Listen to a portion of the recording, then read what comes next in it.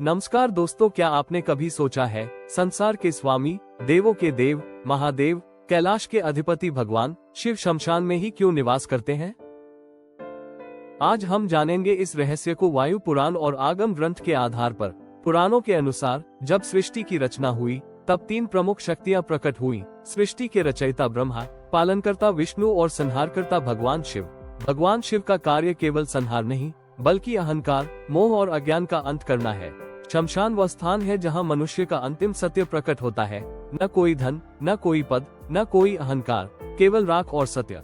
वायु पुराण में वर्णित है कि शिव स्वयं को शमशान में इसलिए स्थापित करते हैं क्योंकि वहां मनुष्य के सारे बंधन समाप्त हो जाते हैं।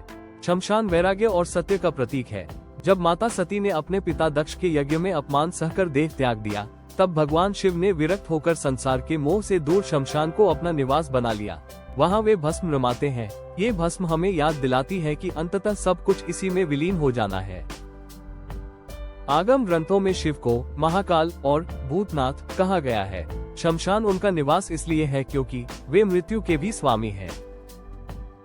वे भय को समाप्त करने वाले हैं। वे हमें सिखाते हैं कि मृत्यु अंत नहीं बल्कि मोक्ष का द्वार है।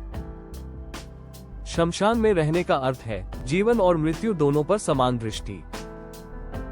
शमशान क्या है? शमशान हमारे भीतर का वह स्थान है जहां हमें अपने अहंकार को जलाना होता है। जब साधक अपने भीतर के मैं को भस्म कर देता है तब वह शिव के समीप पहुंच जाता है। इसलिए शिव कहते हैं, जो शमशान से नहीं डरता वही सत्य को जान सकता है। जीवन क्षणभंगुर है, शरीर नश्वर है, आत्मा अमर है। मृत्यु भय नहीं, मुक्ति का मार्ग है। इसलिए भगवान शिव शमशान में रहकर हमें सिखाते हैं, वैराग्य ही परम शांति का मार्ग है। दोस्तों, यदि आप भी जीवन के रहस्य को समझना चाहते हैं तो अहंकार की अग्नि को शांत कर शिव तत्व को अपने भीतर जागृत कीजिए। हर हर महादेव।